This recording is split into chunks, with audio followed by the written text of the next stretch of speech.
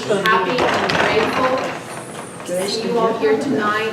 This is a true case of David and Goliath, and we little people have to have a much bigger megaphone. These are truly trying times, and a lot is at stake. My name is Kathy Biala, and I'm a citizen for Just Water, as all of you are. If you agree with me that sharing a common interest in preserving and protecting a long-term sustainable water supply with equity among competing interests is important to you, and if you agree that it's important to promote the fair and equitable use and development of sustainable water sources without adverse consequences to the needs and rights of any other. And if you agree with these concepts, then we are all citizens for Just Water here. And the key words are preserving and protecting long-term and sustainable water supply, equity and fairness, and my favorite, without adverse consequences to the needs and the rights of any others. Inherent in this is our need to work together to develop regional solutions that share costs and benefit all, not just the one, while the rest shoulder all the consequences. Adverse consequences could mean many different things to people in this audience. It might mean not stealing water from another jurisdiction without their explicit invitation and approval. It might mean not pushing for an agenda that further adds more costs to the highest rate of water in the country when there are other affordable and available options today. Water at all costs is not a regional solution. Cal-Am is illegally overpumped the Carmel River and overdrafted the seaside groundwater basin, its own two legal water sources, and in that process has charged its customers exorbitant rates, even while the average customer has done a wonderful job at conservation. Can you trust Cal-Am to save you from the fire when they created the fire? Without water, Cal-Am looks outside its own water jurisdiction to the neighboring region, that is Marina and Ord communities on our Salinas Valley groundwater basin, to illegally pump our water when they have never been involved in our regional water agreements or decisions, and we have our own Public Water Management District, thank you MCWD. Cal-Am has managed to get approvals all along the way from the California Public Utilities Commission and the California Coastal Commission, and has already spent tons of money on this one test slant well that is operating here, without first determining its legal rights in our water basin, and before the public on the peninsula and seaside weigh in on whether you can afford such a high price tag that will benefit Cal-Am's shareholders, and once again penalize the rate payers. So there are a lot of things that are fundamentally wrong with this Cal-Am project, and we hope to shed some light on it for you tonight and give you the opportunity for you to send comments to the entities that are approving this project on the final environmental impact report. Now we have a pre-packed schedule, and so we're going to try to get you all out by 8 o'clock. So we're going to be very strict about our speaker times. We're going to be having a warning sign for the speakers, so even though it seems a little rude, we're going to have to keep to our schedule. I am going to change the schedule a little bit when our mayor, Bruce Delgado, comes. He's actually in city council and is in closed session. He's going to rush over here. So at whatever point he comes here, we're going to interrupt and see if we can't squeeze him in. Okay, so we'll continue until that time. So first I'd like to introduce Julie Kaufman. And she is also a citizen for Just Water, and she's going to give us an overview of the Cal-Am project for refreshers. So, Julie, please. All right. So if you can't hear me, just speak, let me know my voice has dropped down, and I'll try to correct that for you. So basically, the project is called the Monterey Peninsula Regional supply project is proposed to develop a new water supply, as mentioned, for Cal-Am's Monterey district, because they're out of water over there. In 2009, Cal-Am was tagged by the state with a cease and desist order to stop over pumping from the Carmel River by 2016. That date has been extended by the state. It's now by 2021, but they have to meet several deadlines that must be approved before they can get this project going. So the project components are actually more than just the slant well that we really do not want to see in our aquifer here. There are two other components of it that are great regional projects. Everyone's in agreement with them, and some of them, both of them are actually, parts of them are already in progress. The first one is the aquifer storage and recovery. It's called the ASR. That expansion's in progress. There's also a recycled water project, which pipes are being built as we speak, and that's also in progress. And both of those projects will provide water for the peninsula. And the last part of it is the slant well desalination. And it's a $322 million for the smaller plant that will pull up 6.4 million gallons of water a day. And the FEIR is the reason we're here tonight. It's just been posted. We have a very short comment period. It ends on Thursday of this week. So there's two size options, as I mentioned. There's the 9.6 million gallons a day desal plant. And then there's the 6.4, which is the preferred one by the FEIR. And it includes also another 3,500 acre feet from that groundwater replenishment project that I mentioned earlier. So the project impacts, as you can see up here, there's Marina, and here's the Cal-Am service area, and then there's Castroville. And there will be pipes that go all the way from Carmel through Marina and all the way up to Castroville. There'll be 18 miles of piping, just linearly going from one to the other. The desal plant is going to be on Charlie Benson Road. Oops, sorry. And you can see the scope of this project. You know, here's Old Marina, and there's the landfill back here, and this is the water treatment facility, and this is where the actual desal plant will go. And this is where the actual slant wells are that'll be on the CEMEX property.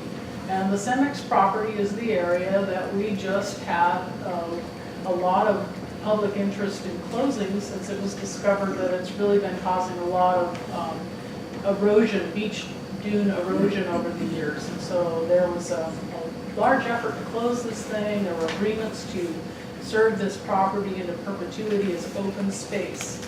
And now the plan is to park this big, project right on top of it. So it will, of course, take up groundwater along with seawater. And this is the initial slide that was shown to get support for the whole project, saying that, well, we've got this nice pipe, it goes under the ocean, it will pull ocean water through the sands, there won't be any animals that will be harmed because it'll all be filtered through the sand. And so this is from, I think, 2014. And so that was the initial slide. I think I might have skipped here. But this is really what the project is. It actually has a slant well up here that goes down through our aquifers, and it pretty much end right at the mean tide line. They really don't extend under the ocean at all. They do take up quite a bit of groundwater. It may be brackish groundwater, but it's also fresh water. And the understanding when you look at this is that it's not a straw that just pulls in water from the end. It actually pulls all along where you see the red. This whole length of the pipe is pulling up water. There's going to be a total of 10 of these slant wells parked on that CEMEX property if they build a larger plant. And it will affect a 6-acre area of snowy plover habitat. So, the biggest things that are not adequately addressed in the EIR are, the question of water rights. If this is mostly groundwater, how can they have water rights to be able to pump in this area? Well, they want to use a legality called using appropriative rights. For them to get appropriative rights, they have to basically devalue this water as brackish or salt water untreated, or as not being used to its highest purpose, so that they can turn it into a product to then return back to the peninsula ratepayers. They will take our useless water, as they call it, to sell to the peninsula. So we are in a critically overdrafted Salinas Valley aquifer, and that will impact our groundwater. They claim that the slant wells would reverse seawater intrusion. We don't know if this is opinion or fact, because some of the material that is in the EIR doesn't read like that. There's a very narrow science that they are using to say that no harm will happen to our basin. They did opt to not use the AEM data that the Marina Coast Water District did include. They just ran that last year, and there's some great information that Keith is going to tell you a little bit more about from that study. This is also a poster child for environmental injustice. We were not included, nor was the Ord community. Any of our current or future water needs are not addressed in the FEIR at all. But we bear all the risks to the groundwater and to the environment. It also is a slap to our community values, as we wanted very much to have open space and conservation on that CEMEX property. And there is very little responsibility for harm after the fact. There's really no reparation that's spelled out in the EIR to fix the problem, make us whole again if something goes wrong with this project. So this is a very experimental slant well design. It's never been used to desalinate water, and there is not one operating anywhere that actually provides drinking water to any community that I know of in the world. And so this is all, who knows how much it's actually going to cost after they finish building this. So the peninsula will have some pretty expensive water with so many unaccounted costs. And what we want to really tell you about tonight is that there are other less expensive, reliable sources that have been given much less consideration by this process, and they could provide water sooner, would cost less money, and yet they are dismissed as alternate. Thank you, Julie. Okay, and next up is George Riley, our absolutely fearless leader of Public Water Now. And I don't know if you've been watching the news, but through George and his volunteers, they collected how many signatures? 11,405 signatures to get the measure to look at a feasibility study so that it can go on the ballot and the public can decide whether they want a buyout of Cal-Am. So without further ado, let me introduce you to George Riley.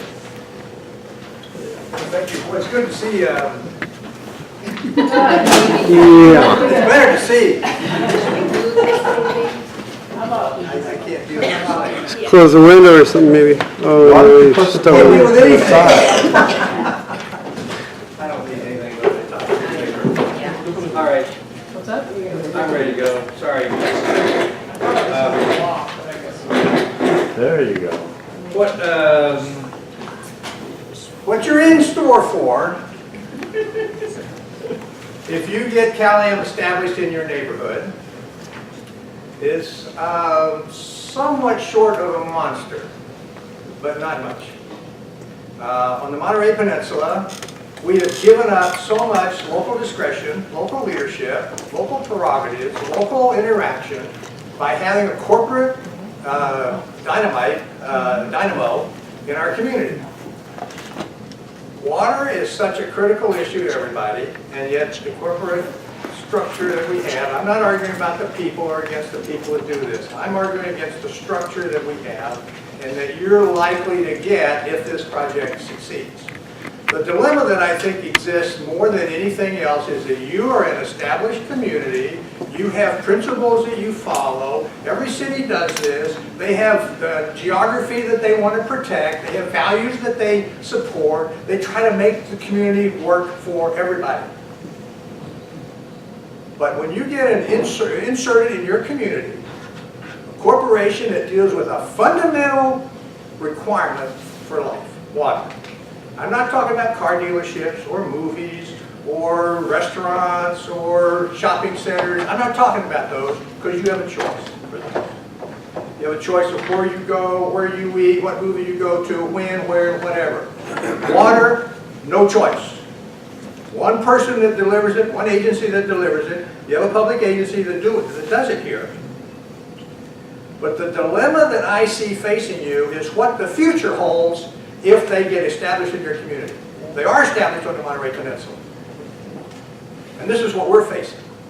When we have to deal, when there's a water rate issue, a water increase of any kind, or a water project of any kind, we need to go to San Francisco to have a discussion about it. There's only one public hearing that Cal-Am is required to have in the community where they're expecting to make have a project or increase rates or have some cost issue related to you. They're only required to have one public hearing. It's a waste of everybody's time. It'll be a room like this. You'll have a chance to come out and talk. You never see it in the record. You never see anybody respond to what you say. You never see it organized in any way. You never never get any back. You don't get any response. What you get is a monopoly that's got one fundamental requirement for its business model. Money. Not water, money. They mine the water in order to get the money. You're really being mined for your money. Now, I'm not against corporations.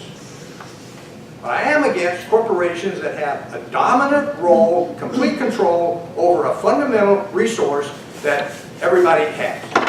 You're a captured audience, you have to have it. The business model is terrific for Cal-Am and any corporation that provides water. That's why most water providers in the entire country, entire United States, are public agencies.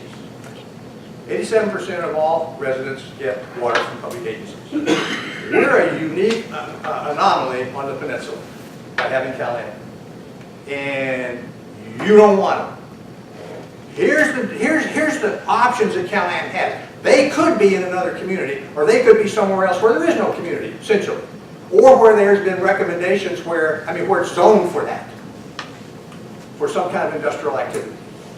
They could be in West Landing. They don't have to be here.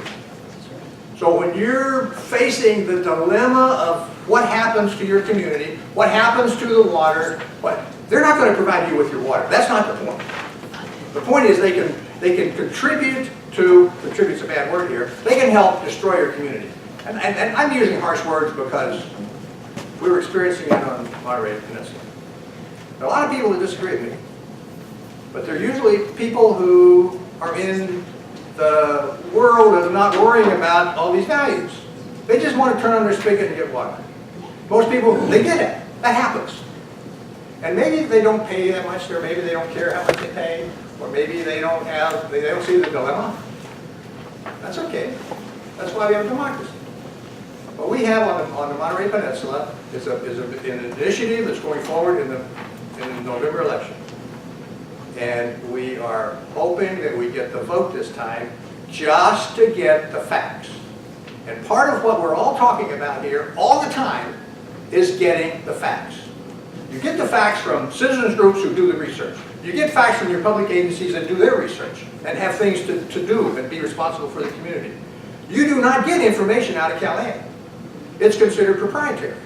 So if you get a corporate structure that's dealing with a required resource, required service that we all need, they're not obligated to tell you anything about what they're doing. And we have a terrible dialogue with Cal-Am on the peninsula. Terrible. It's a PR operation. That's what it is. Everybody you talk to in public events like this or whatever, wherever, you will get Cal-Am's PR staff, not their engineering staff, not their finance staff, not their project managers people who can talk other talk. You get the PR people who are skilled at wordsmithing for their benefit, not for yours. So I got to get off the podium. I'll be back. But I want you to be very, very careful about listening to what the people who have the facts say. Question them if you want to. And look, where's Cal-Am? Where are the facts from that other side? You don't get it. But they don't operate in the world of facts. They operate in the world of influence. Influence of PR. Be aware of that. And I have other things to say. Yes, and he'll be back. He's one of our very effective speakers. Okay, I just wanted to ask you, how many are you from Monterey and Seaside? Okay, and then how many are from Marina? All right, okay. Well, I want to tell you some things about this final EIR, Environmental Impact Report, that are extremely disturbing and distressing to me, so that you get a taste of how wrong this project is. It took 13 months from the California Public Utilities Commission, I'm going to call it PUC, to consider an unprecedented number of comments of very high caliber with serious challenges to the Cal-Am Desal plant, and yet they made almost no changes since the last draft EIR. This quote is from the final EIR that we just got March 30th, by the way, and it says that public and agency comments on the draft EIR did not require changes in the conclusions of the draft EIR that resulted in any new or substantially more severe impacts for the proposed project. When I read that on March 30th, I was very distressed. And they gave us at first 10 days and then now 20 days to respond. It's over 2,000 pages. And that is the day after tomorrow, by the way. And I want to talk to you about some big deceptions. And I want to talk to you about outrage. As Julie showed in the previous slides, the Cal-Am pictures to the National Marine Sanctuary where the slant well was protruding way under the ocean, right? While the real to scale picture shows quite the opposite, with most of the pipe under the land, right? Which means groundwater. So this deception clearly is promoted even in the final EIR. Listen to the first description of the project of the draft EIR and compare this to the updated language in the final EIR. So in 2017, this is what they said. This project is designed to, quote, designed to take supply water from the ocean via underground slant wells that draw water from the earth underneath the ocean. That is a flagrant misrepresentation. Now, in 2018, because of objections, Cal-Am now has made these changes to describe the very same project in a different way. They now say, quote, the source water intake system would include 10 subsurface slant wells that would draw water from aquifers that extend beneath the ocean floor. It's not hard to see how the basic description intentionally confuses the issues and never clearly explains the project is designed to take groundwater. They have altered draw water from the ocean to now draw water from aquifers that extend beneath the ocean floor. As remember in Julie's slides, that shows that these pipes are taking aquifer groundwater that are mostly along the entire length of the pipe under the land. Cal-Am even tries to convince us further on that their groundwater take is minimal because, after all, 92% of the pipe intake will be seawater.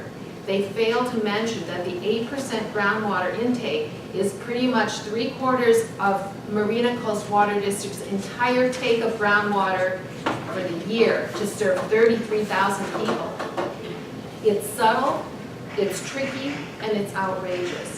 And why does Cal-Am do backflips? Not to say they're taking groundwater, because ocean water requires no water rights, at least for now, but groundwater absolutely does. So the more Cal-Am can emphasize ocean water intake and downplay the mention of any groundwater, they think that this will decrease the opposition to their project. So let's talk about water rights, and Julie's mentioned some of this already. Cal-Am has no water rights, and if you take nothing at all from this forum tonight, remember that Cal-Am does not have any water rights to the groundwater, to the Salinas Valley groundwater basin. And they want to build here without water rights. And they say they have a plan to get a special type of water right called developed or appropriative rights, water rights, and that they can really get this after the plant is built and pumping. Okay, now that means that I can steal your car from your garage and say I will get legal rights to do so 2 years from now. But it doesn't stop here. So now the story gets even more nonsensical. Since they do not have water rights, period, they now have to figure out something new. To try to get this special water right, they must show 1, the water they are taking is useless, 2, that that no harm will be done, and 3, that they will return the water back into the basin from which they took. So that means I can steal your car from your garage illegally because you aren't using it too much. And by stealing your useless car, you won't be harmed much. And I promise you that I will give your car back and put it in your neighbor's garage. So if your head is swimming from all the convolution, join the club. Keith will be covering my next 2 short points in much more detail. The challenge for Cal-Am is to show that Marina's groundwater is useless to Marina. But just think of this. If our water is so useless, why is Cal-Am working so hard to get it? And wait till you hear Keith on how they define useless brackish water. It's amazing. And Cal-Am says that their science proves absolutely no harm to Marina Coast Water District, sole source of water, of drinking water. So it's not surprising that they and the PUC refuse to consider the new AEM data from Stanford University that shows that indeed there will be harm. I see our Mayor Delgado in the back, so Bruce, you want to come up here? And Bruce is the mayor of the city of Marina and has been identified by the Monterey Weekly as the best do-gooder in the region. So, second only to Kathy. So he's going to talk a little bit about how the city of Marina is dealing with this and what we plan to do in the future. So, Good evening, everybody. Sorry to jump in when you're already in progress. I haven't heard what preceded my comments. I try to stick to what the city's going to do.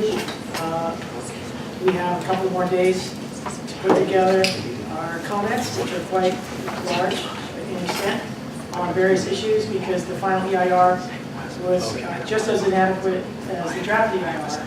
But we've had more time, there's been more information, more studies that have come in since the draft was finished to give us more concern and more justification to oppose this project in every way we can, because as probably has been mentioned by others, there's nothing more sacred to all of us here in Marina than the air and the water that we need to live. And it's clear that new information showing freshwater aquifers, pockets of freshwater that are going to be tapped into, and the inability of Marina Coast Water District, given the Cal-Am proposal to reverse seawater and improve our condition, is just as important as the direct damage that's going to be done by taking our fresh water. So not only will our near term be affected in the removal of fresh water beneath our city, but also our long term will be affected by preventing MTWD from complying with the new Groundwater Management Act, SGMA. So that's important to us as well. So after we comment on the FEIR, we will be, as a city, providing comments into a brief that will also go to this California Public Utilities Commission. And then we'll be looking to the June timeframe when there'll be a draft issuance of a certificate of public convenience and necessity from the California Public Utilities Commission. And then we'll, as a city, we'll be commenting on that. And then in the December timeframe, there'll be a final issuance of this, what we call a CPCN, Certificate of Public Convenience and Conveyance. Certificate of Public Convenience and Necessity. So that's kind of the dry skeleton of what we'll be doing. But the more important thing is that we'll be spending up to $1 million by the time we're done, by the time January rolls around, to do everything I've just said, which is fighting for basically justice, because the facts we think are clearly on our side, but so is something called a moral compass. You can't force a neighbor to solve your water problems and injure your own, and that's what they're doing. They're taking from us, leaving us with the brunt of all of the harms so that they can solve their problem, which we want them to solve, and we want to work with them. Marina Coast Water District is already working with them, including that construction you see going through our town, disrupting our streets, is to move water from north to south to the Monterey area. So MCWD is already a major partner, player in the solution, and they have other offers on the table that would take away the need for a new desal plant, at least for the next 10 to 20 years. Given that time, we could all get together for a truly regional desalination plant that not only would solve the Cal-Am district's needs, but also North County, Salinas Valley, Santa Cruz County, Marina. That would truly be a regional desalination plant that could be built perhaps in the Moss Landing area or other locations. And we have a lot of time to figure that one out if we're not in such a rush to do Marina so much harm to fix a problem that we think is primarily profit-driven, not logic-driven. So we'll continue to do all we can, and just know that our city manager, who already was working pretty hard since coming to our city, had to put several projects aside so that he could focus on this. Because hardly a day goes by when there's not public relations, or lawyers, or other hydrogeologist consultants, or the Marina Coast Water District, or the public like Kathy Bayala, having conversations and moving this effort along to try to keep your water, my water, our water safe, and yet still play the role of a good neighbor to our neighboring cities, because we understand that we're linked, we understand they have a problem that needs to be fixed. We just don't want to be forced to bear the brunt of all the adverse impacts and yet not receive one drop of the water that would come out of it. That's very different than the 2009 arrangement, which was torpedoed due to a very small conflict of interest that really didn't benefit anybody, but it was improper. And it was used as an exit door through which Cal-Am rushed so that they could turn what was going to be a public desal plant owned by Marina Coast Water District into a privately owned plant where they earn something like 8 or 9% profit on every dollar that they invest. So the more golden the pipes, the higher the cost, the more profit they make. So this train is moving as fast as they can move it because it does them no good to slow down the train of profit. And as long as we don't stand in their way, they just see green. But if we do what we can, hopefully they can solve their problem, we can help them solve their problem, and at the same time, others' problems can be solved, and we can both share the benefits and we can share the adverse impacts. But right now, this project doesn't do that, and so that's why we're doing all we can to fight for our sacred water. Okay? Thank you. I want to thank Bruce for writing a wonderful commentary in the Monterey Herald today. So thank you. Okay, so I'm going to refresh where I left off, and I'm going to reread my my analogy, so kind of get back on track here. So I can steal your car from your garage illegally because you aren't using it too much. And by stealing your useless car, you won't be harmed, and I promise to give you back your car, but put it in your neighbor's garage. Okay, so, and Keith will be talking a lot about the harm issue, and so I'll leave it at that. The next hurdle for Cal-Am's plans to get those special water rights, remember, is to concoct a return water initiative. It goes something like this. Since I have to show I'm a responsible player in order to get the rights that I don't have now, I will negotiate a return of a portion of good desalinated water to the same basin, that is, not to Marina, but to Castroville 9 miles away. How is the return water to Castroville benefiting Marina after pulling massive amounts of our water from our service area? And Cal-Am is going to charge those Castroville folks a deeply discounted water rate. Sounds very neighborly. Who do you think is going to be paying for that water? Those of you in the Monterey Bay area, you know who's going to be paying. Okay, and maybe you don't know the answer to the why question of why they're doing this, but you certainly know who will pay for it answer. The Peninsula and Seaside ratepayers are paying for the most expensive water there is, desalinated water, to give to Castroville for a fraction of the price. So that takes me to my next outrage, accountability to ratepayers. Do any of you know how much your bills are anticipated to go up if the project is approved and built and operating? How much are the building costs and how much are the operating costs? Is the ongoing subsidy of water going to Castroville accounted for? And damages to Marina's water, is it included? Or attorney fees, is all of that included?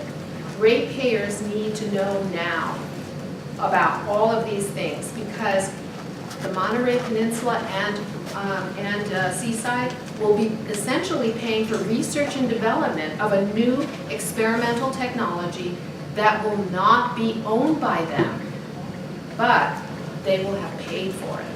Cal-Am stands to make millions over time, and the peninsula already has the highest rates of water in the country. Don't ever forget the fact that desalinated water is the most expensive you can produce or buy. And it is costing Marina a lot of money too, just as our mayor said. The uninvited invasion of Cal-Am into Marina forces Marina to have to spend, at this point, $500,000 so far, and as our mayor just said, maybe allocating $1 million just to defend our own water resources. Tragic for a small socioeconomically challenged city, tragic for the Cal-Am customers that have to pay for this. So I have to talk to you about governmental processes that has put the cart way before the horse. This final EIR process is the last step before a permit is issued, and the mayor talked about this thing called CPCN. And this is done, it could be done, right after the approval of this final EIR. They can advance to a permit that allows them to build. But wait, don't we need to first know whether it's even legal for Cal-Am to cross over into another basin to get this water? Shouldn't we have gotten the information before Cal-Am started down this path? It seems like simple logic to me, but it also gets worse. The PUC is not the body who even determines if Cal-Am has the right to take this water, but they can issue a permit to start building. Talk about crazy. And the more money Cal-Am spends on this, the more they believe their project will be approved. But it's all backwards. The rights issue should have been done first, and the ratepayers needed to understand how much they would be paying for this desal plant before any approvals. So do you see how it's truly disturbing what's happening here? And lastly, dirty tricks. Public Water Now is petitioning for signatures to get a feasibility study done that would place the measure on the November ballot so that the public can decide if staying with Cal-Am is in their best collective interest. And what happened? Cal-Am paid for blockers to intervene where volunteers were collecting signatures. And this fell out of some of my papers just 2 days ago, but this is what it is. Think before you ink. Some of you might have seen this already. And I want to just read you. On the back, it has water rights. So I'm going to read you this. It says, the State Water Resources Control Board concluded that Cal-Am has the right to pump seawater. What are they not saying here, guys? We already know that they didn't have to get permission from anybody. Do you see the language? It goes on to say, and would be able to develop appropriate rights to pump and desalinate currently unusable brackish groundwater. I just went through these very same points, and I hadn't even looked at this, and I was going, well, that says everything that I've been trying to say. So be careful, as George was pointing out, be careful what you read, okay? You need to know the facts and not necessarily from a particular source. And then, they didn't stop there. Cal-Am sent out mailers with falsehoods about Public Water Now and a paper to rescind one's signature on a rightful legal voter petition. Talk about silencing the public. That was outrageous. And the Peninsula and Seaside responded by a huge input of signatures at the last 2 weeks of the campaign. Okay? And I want you to also know that Cal-Am made several appearances on the peninsula, but never once came here to the region from which they plan to grab the water. It behooves them to keep Marina in the dark. So it's so great to see Marina here today. We citizens and volunteers and small public agencies have so few resources to work with, to rally a protest, to mobilize, or have the expertise to fight fire with fire. Private corporations versus publicly owned water. It's such an important distinction. We in Marina and the Ord communities fight to preserve our public water agency. You on the peninsula and seaside fight to get your water publicly owned. And we both fight the same powerful adversary. Bottom line is that Cal-Am's motivation is always profit for their shareholders first.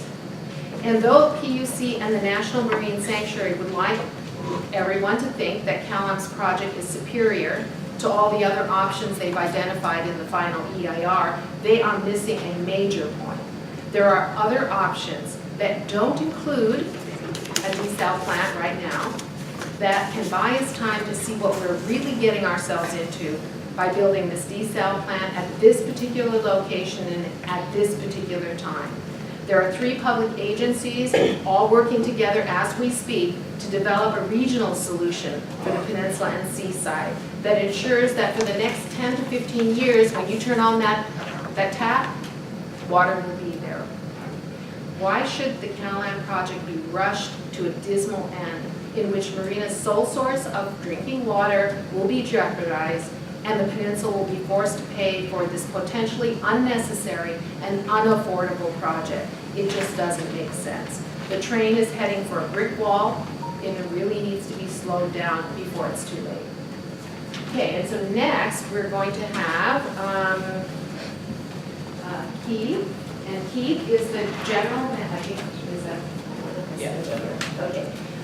Yeah, and Keith is our general manager from the Marina Coast Water District, and he's going to talk about some wonderful new studies that are out, and also what Marina Coast Water District also is planning for the future. Thank you, Kathy. Yes, I am Keith Vandermotten. I am the General Manager of Marina Coast Water District, and thank you, Kathy, for having me here tonight. For those that were at the presentation last week, this is the same, and unfortunately nothing's changed in a week, so I apologize I haven't gotten any better. But I wanted to go over the importance of a recent study we did. We call it an AEM study, and why that's important in terms of applying that to what Cal-Am is stating in their FEIR. And so there's 3 areas that I really want to go over, and that's really what Cal-Am is saying is the current conditions today, what the future conditions are going to look like with their project, and really what that comes down to is the harm and the water rights. And so the AEM can tell us a lot about how to respond to those comments. So what's an AEM? You probably are asking that. Okay, you've heard the term. It's an Airborne Electromagnetic Survey. And what we do is we put equipment on the bottom of a helicopter, and we actually flew 395 miles up and down all these lines right here. And that equipment takes a 3D image of the ground. It's kind of like an MRI for your groundwater. And so through that process, we're able to get an understanding of the water quality, the hydrostratigraphy, and really just get a much better understanding than the few wells that we have positioned throughout the county. So this is really a comprehensive view of what's going on under the ground. But it's more than just the flight. In addition to the flight, if you go back to one slide, because I think it's an important point that you'll hear a lot of people say, oh, this isn't good enough to tell you everything you need to know. We also look at a lot of wells that exist and match the information up to what we received from the Airborne survey. So it is ground truth. It is actually calibrated and viewed in the context of real-world wells as well. So it doesn't stand alone by itself. It complements other information that we have. to also orient you to the aquifers that we have here south of the Salinas River. There's a little bit of a difference north and south of the river, but south of the river, this is really what we have. We have a sandwich of aquifers, if you will, and the shallowest of that is the dune sand. Below that is our 180 aquifer, our 400 aquifer, and not shown on here below is referred to as a 900 foot. It's many deep aquifers, but it's really the whole sandwich is right here. So just so you keep that in mind, that what we're talking about here are a number of aquifers, and the ones I want to focus on principally with the AEM are these top two, a little bit about this one here, but these ones play a key role in really understanding what Cal-Am is saying is going to happen and what the AEM says is going to happen. So the story that Cal-Am has been putting out thus far, and you'll see this, and you probably have seen this in county presentations and elsewhere, is that when you look at the 180-foot aquifer, this line represents seawater intrusion, or this is the way that it's been explained, that everything's really intruded all the way up to this front. Equally, the 400-foot, this is the line that they use to say that pretty much everything in the color area is no good, or at least mostly no good. I just wanted to point out that there isn't a map with regard to the dune sand aquifer, and nowhere in the FEIR really do they try to even say what it looks like in the dune sand aquifer, and that's important because that plays an important role in this region. These are images from the recent AEM, and what they did was they went in and looked at areas where there was identified sources of drinking water. So you saw on the previous map it said none of that water is any good. Well, these blue areas show water that is actually by state standards defined as sources of drinking water. Very different than the county maps. In the red line here, you can see this is what the county map said. Hey, there's no good water in here, don't look over here. That's what Cal-Am's saying. The dune sand, again, they didn't even bother to look at it. And I would say for the 400, for the most part, you know, they may be fairly close. Our AEM did not get full resolution everywhere in the 400-foot aquifer, so there may yet still be other areas, but the depth of the survey didn't really concentrate on that. In the future, that may be something we try to do. But at least based on what we know, yeah, it's probably fairly close. But you can see that between these two images, it's vastly different than the story we're being told. And so just, at least as current conditions, what do we know is that those county maps and the assumptions are either incomplete or incorrect. So the dune sand aquifer is the incomplete part, the 180 is the incorrect part.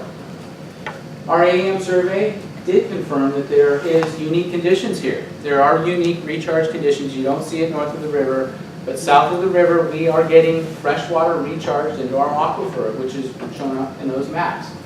And they quantify the volumes in the dune sand, those blue areas, nearly 1 million acre feet of water today. The upper 180, 1.5 million. The lower 180, a little bit less than the 400-foot aquifer. But that's a substantial amount of source of drinking water that exists today. And that's the water that we're trying to protect. That's the water that Cal-Am wants you to believe is no good. So as far as then looking forward to what the study says is going to happen. So they started out saying it's all intruded, and now as we put this project in, this is what you can expect. But one of the key things to understand in trying to determine your future impacts are the water levels. What do the water levels look like? Within the FEIR, this map right here shows water level contours, and here's the Salinas River. We're down in this area. You'll notice that none of the contours actually go south of the Salinas River. None of them. They don't have the data to how the water level contours go in this area. And so what they did when they decided to come up with a schematic to show how much water they were going to capture into their well, and that's what this image shows right here. They have the slant well, and they have this area that they call their capture zone.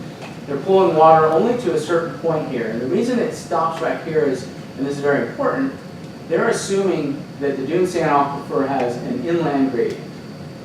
So this water won't be captured, it's moving inland, and it really kind of limits the zone of capture.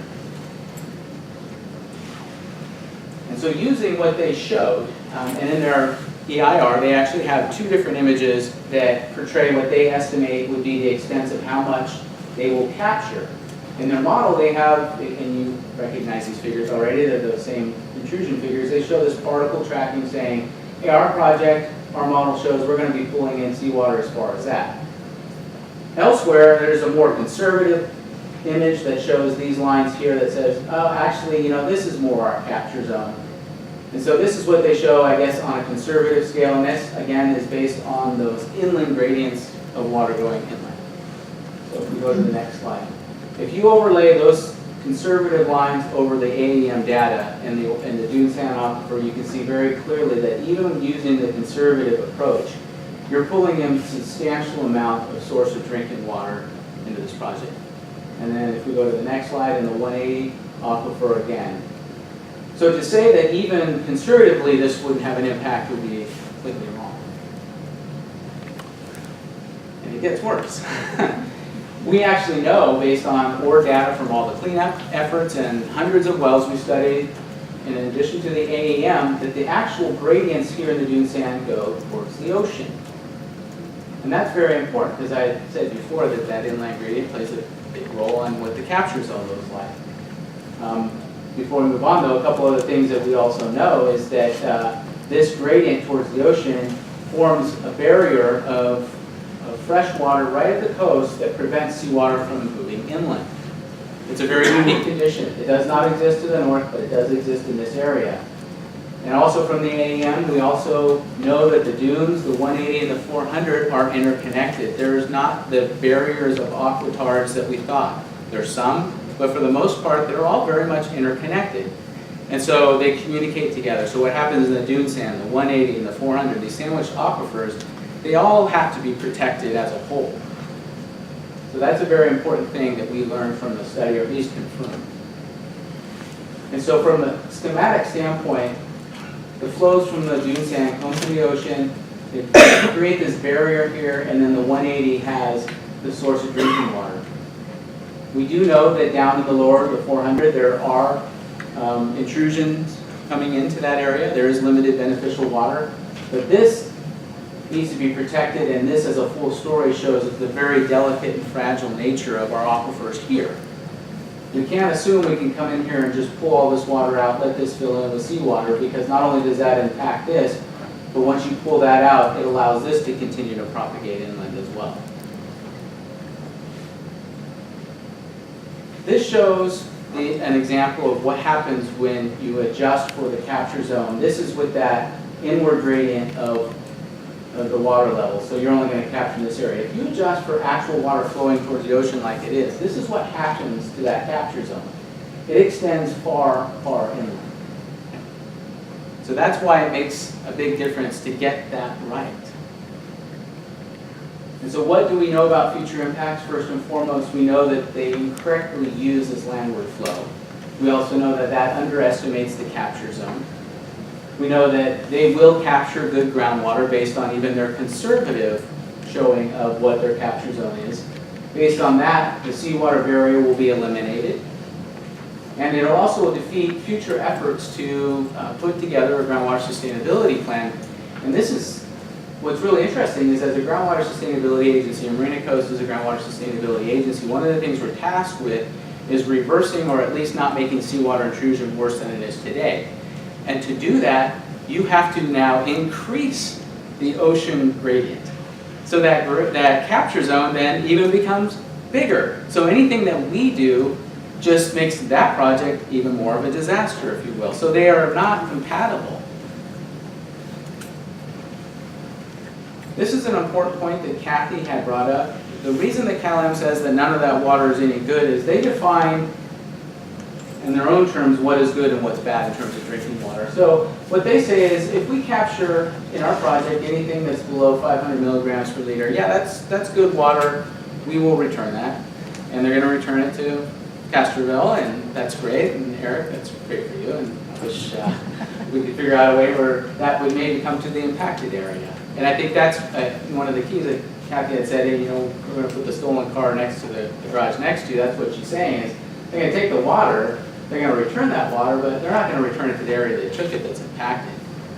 Anything that's greater than 500, well, they get to keep that because that's the water they captured, and that's no good for anybody.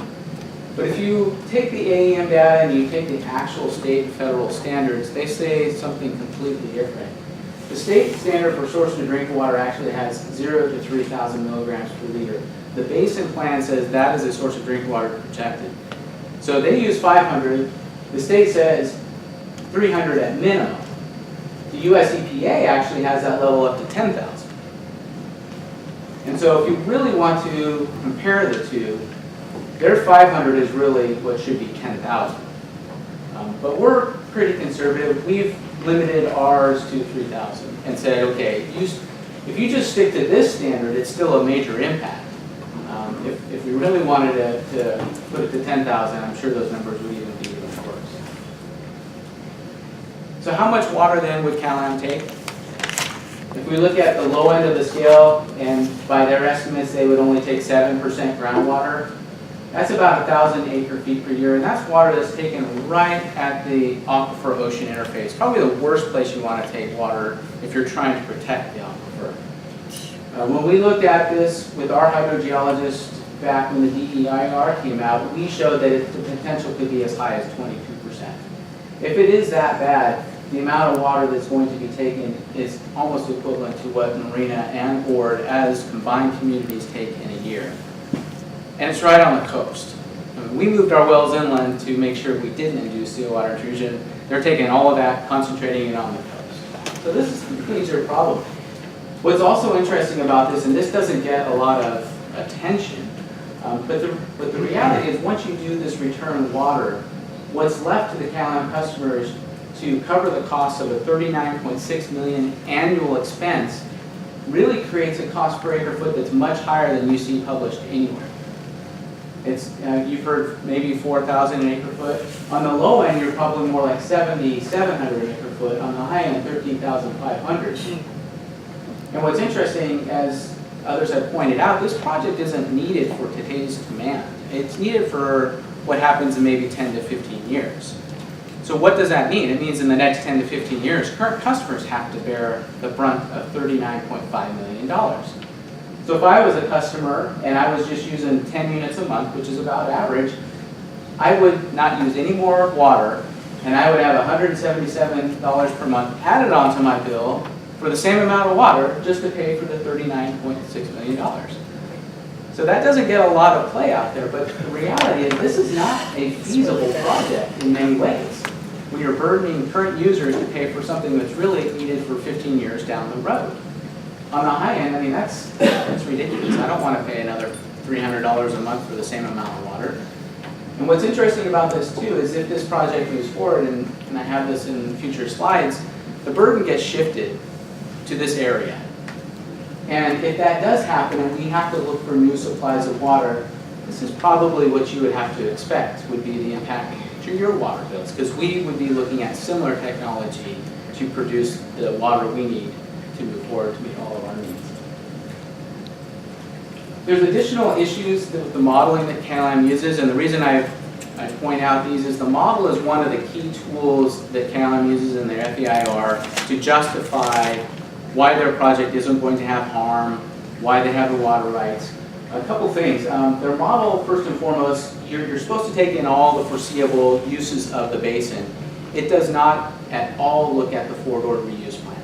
Not one bit. It doesn't look at the pumping that is foreseeable with that. And there's lots of agreements, and with FOR being around and moving forward and all that redevelopment, I think that's just a major oversight.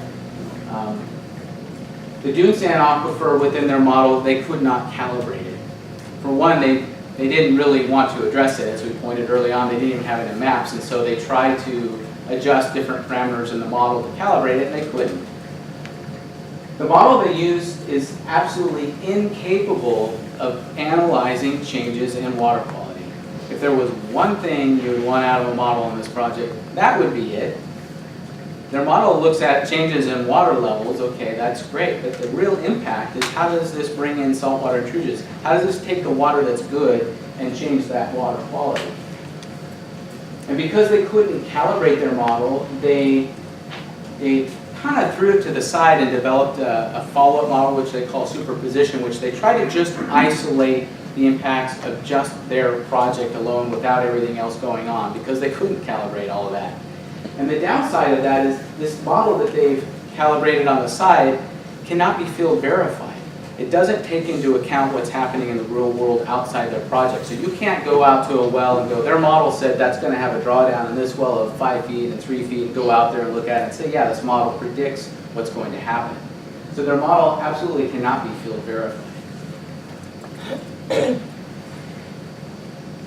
So in summary, Cal-Am is depending on the fact that this water is no good, and they can get what's called the developed water right, which means the water will never be put to good use, it has no beneficial uses, and they're going to come in and treat it, and suddenly we have this new water supply that never existed before. But based on the AEM data, we know that that is patently false. We know, too, that the loss of that good groundwater, and especially the groundwater barrier at the ocean, is going to most certainly harm this community. There's no doubt about it. It's pretty clear to us when you look at it, that is harm. And there's no protections offered. If this would have been from scratch and you were developing a project, you would probably look at perhaps putting in barrier wells or something to prevent this project from coming inland. And there could still maybe be a project like that. But as is today, no, there's no protections offered. And when you look at the data from the AEM, you look at the state standards, to me it's clear that the project as today is not really a feasible project. Now that's maybe more of a peninsula issue, but I bring it up because as we look to our future, if the CPUCN goes through, this is the reality we're going to be facing. So just a kind of final slide, that model that Cal-Am uses, it's really one of the pillars of their FEIR. They use the complexity of that model to really try to hide, I think, the harm and the water rights issues. Most people cannot look at the flaws in the model. I mean, that's true of probably the CPUC judges and most people looking at it. It's very complicated. And I think that is being used to basically hide the real harm and the real water rights issues. Because Cal-Am doesn't look at all of the pumping in the basin and the foreseeable uses of the basin, in some ways the model is also kind of a back door for them to say, hey, we can get appropriate water rights. Kathy brought that up. An appropriate water right would be, basically as they put it, it's a first in time, first in right. So if there's an available additional supply in the basin and you're the first to get it, you can have the right to pump that, provided that it's not an overdrafted basin.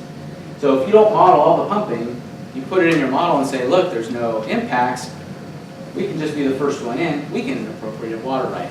So it's a very deceptive tool in that regard as well. And I think this is probably the big point, that if the CPCN, that Certificate of Public Convenience and Necessity, is approved, what it really does from the forward standpoint is it really makes all the allocations to move forward on the forward reuse plan virtually worthless. There's no groundwater, there's no point in having allocated to that groundwater. And finally, this area will be burdened with additional more expensive supplies to meet our future needs. Our needs don't go away. We just need to find a new way to get there if this groundwater goes away. What are we doing as a water district? We have been trying to help find alternate solutions to this. We believe that the expansion of Pure Water Monterey, we have some additional supplies in the short term that maybe we could provide to at least buy us some time to fix the faults in this project.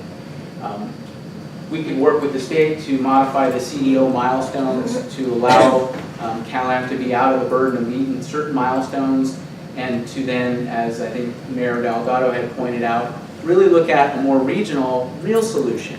You know, move the intakes to a different location, do a different type of intake, something that really does not degrade a good resource. I mean, a desal project is great if you're not degrading another person's resource. And I'm all for desal and we're all for trying to help the peninsula, but not at the expense of our water.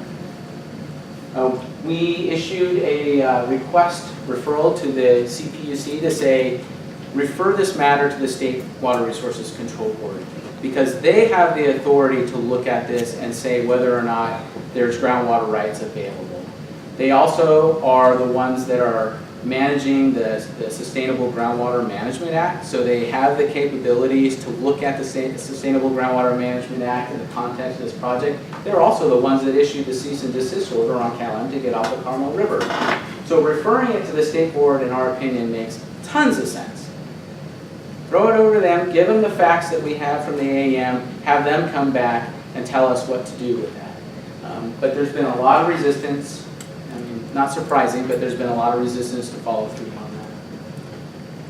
And then finally, we're continuing to monitor the CPCM process, and we will be responding to the FAIR. There's a brief due this week, and then some additional comments on the FAIR next week. And if all else fails, I mean, I hate to say it, but if you have to, you have to. You know, you litigate to protect what you have. We're trying everything we can to avoid this step, and we've been trying for several months to do that. But if that's what it takes, you know, it's important enough that we have to protect our groundwater. This is just an extra slide. I won't bore you with it, but I don't know who's next. I mean, Kathy is. Yeah, so- I'm right here. Thank you very, very much. Wonderful data. Next up again is George Riley, and he's going to talk a little bit more about some updates from Public Water Now, and also about mutually supportive objectives. I came more prepared this time. Oh, okay, all We'll right, drop everything. talk about whatever you want. Well, I painted a pretty black picture, I think, of Cal-Am. And there's still more to be said about that, but I don't want to spend too much more on that, because you don't have to just run from something in order to avoid it. You can run towards something because you want it. And I think that's the process that Keith has been talking about, and what we've been active on, and what Kathy's been promoting as well. There are some positives going forward, but we have a boatload of resistance, largely Cal-Am, in going forward with some of these ideas. Everybody is beginning to acknowledge that litigation is probably going to happen if Cal-Am proceeds and PUC approves what they're doing. Litigation will bring everything to a halt. We won't get our water. You won't get damaged. But nothing happens because everything stops. And the bills are going to rack up because of litigation. And we're all going to see more bills just because of litigation, and we're still not getting a solution to our water supply problem. But there are things that are taking place that do provide water supply in the short run. And Keith's very much part of that. I think we're lucky in our area for the first time in ages, and I haven't been here for ages, but 20 years, and I've never seen the leadership of the three major water agencies in this area. You got Marina Coast with Keith. You got the Pure Water Monterey, or the Reclaim, the sewage treatment process. That has Paul Shudo. And then the Water Management District has David Stolt. Never have we had three such stellar, and I'm just be embarrassed for a minute. They're outstanding professionals, they're conscientious, they're smart, they're energetic, they work together, they work together, they work together. That's the main thing. You cannot say that Cal-Am works together with anybody. The big project they had a few years ago, which Keith was just talking about 10 years ago, was approved by everybody. Everybody was on board. There was public ownership, there were public partnerships, there was shared costing, there was a regional benefit from that project, the regional Desal project. And it died. And the major contributor to dying was Cal-Am withdrew the financing. There were some rough spots. There always are. But Cal-Am withdrew its financing. That whole thing caved. Cal-Am came back into the whole picture, taking most of the plans that were approved in the past, and instead of public ownership of Desal, Cal-Am says we'll own it. Instead of the county running the pumps, Cal-Am says we'll do it, and we'll put it basically in the same area, and then we'll run everything, and you'll all be happy. Well, our peninsula has been without a water supply solution for a long time. So everybody said, yeah, whatever. Cal-Am has a history of starting a project and failing. They are headed right down that same road on this project. But what's good about the projects and the project ideas that Keith is working on, Pure Water is working on, Water Management is working on, solves the problem. It's less costly. They're cooperating and sharing the resources and sharing the infrastructure responsibility, sharing the financing responsibility. They're short-range solutions that, I mean, they're on track with approved projects right now that can be implemented. Cal-Am still has all these approvals they have to get and fight the litigation. Most of the water sources in the short-range issues, Keith just mentioned them briefly. I don't want to go into them, but they're three just small components that are all driven by Marina Coast and the Pure Water Monterey Project, and also with Water Management District helping in the finance. All three are local, all three are public, all three are fast track, all three are possible, all three deal with existing approved projects. And the schedule available to them is this year. Not 2 years, 3 years, more down. You get water several years down the road, but the approvals can be done this year. What's good about what I want to say going forward is that we have a more informed public than we've ever had before. We have, Marina has a real local, the Marina has presence in this, in the PUC process. Monterey Peninsula has presence in the process. But there's local leadership that's pushing these short-term, but small, I shouldn't say short-term necessarily, but small, more affordable solutions. And the public agencies are looking out for your interest, and they're looking out for the regional interest, and they're looking for protecting the resources that they have, and also not spending an arm and a leg for something that's still a risky thing. Cal-Am Desal. I think what is really important is that you help yourselves get there. We're trying to make it work. We're trying to find the angles in the process. I'm an intervener. Kathy's an intervener. Marina Coast is an intervener. The city is an intervener. We're all in the dialogue with the PUC. But we don't necessarily have the traction we need to make things happen. I think the more we stay together, stand together, and the more we push on the same agenda, we're going to get there. And it's a positive agenda. Don't get me wrong. As much as Cal-Am presents a problem everywhere they go, at least in this area, and almost everything they touch. Almost everything they touch. They're a problem. But the answer is a positive answer. It's not just avoiding Cal-Am. It's instituting and implementing a publicly owned, publicly sponsored, lower cost, more affordable, easy to get to, short time frame solution. And it gives us time to work out a better desal. We're going to need desal in the future. Everybody's assuming that. But we don't need Cal-Am's desal. And we don't need it right here. So even though you have local issues that are unique to you, we on the Monterey Peninsula have some of those issues that are local to us, but we overlap on all the issues that we're talking about. Citizen involvement, citizen engagement, citizen awareness, citizen action, and then go. We need you. We need each other. We're proving that it works. Cal-Am's not listening. They don't want to listen because they have their own track. The PUC has got to listen.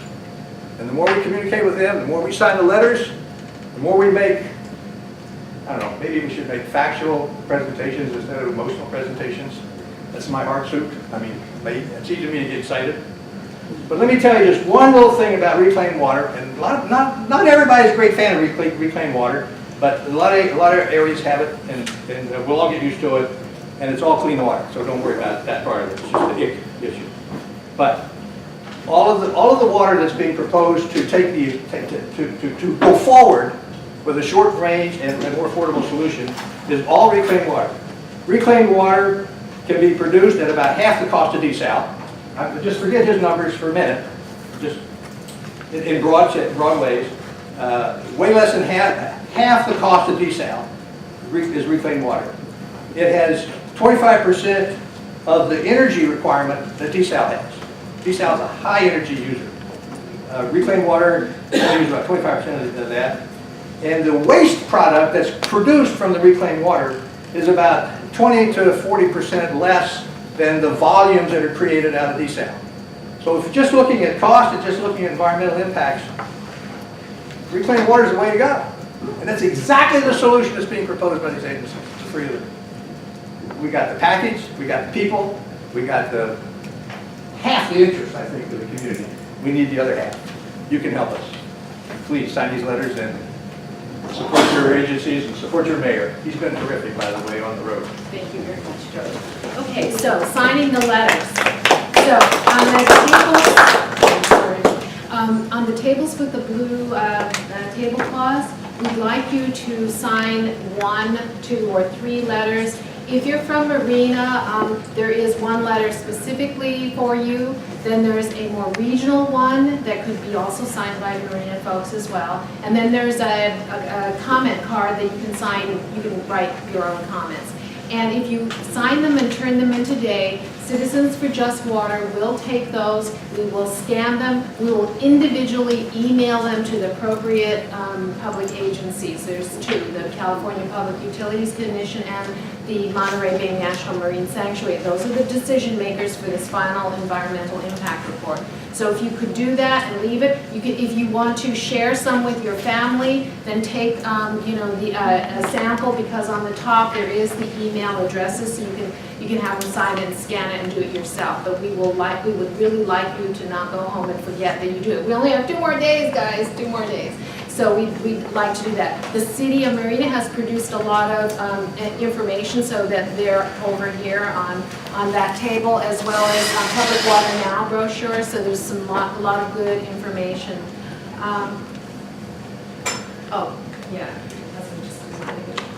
We are a very poor agency, obviously. Citizens for Just Water is just citizens. George usually does this, and I always don't like to do it, but we're going to pass around the hat. Just if you can donate something, that would be super. Okay, and we have just maybe a few minutes to entertain some questions and from the audience. So I just want to make a comment, because I live in Seaside, it's not in Marina. We have not had public workshops on this. Most people on the peninsula are pretty unaware of what's going on, especially with the desal issues. Most people on the peninsula are not aware of what's happening. We've had no public workshops. I just want you to know, I received 7 days before the comments are due, something in the mail from Cal-Am. So it's 7 days that I'm supposed to go and analyze an EIR if I want to make a comment. They're not giving you time to respond, and they're not telling you when the deadline is. So they're really not trustworthy.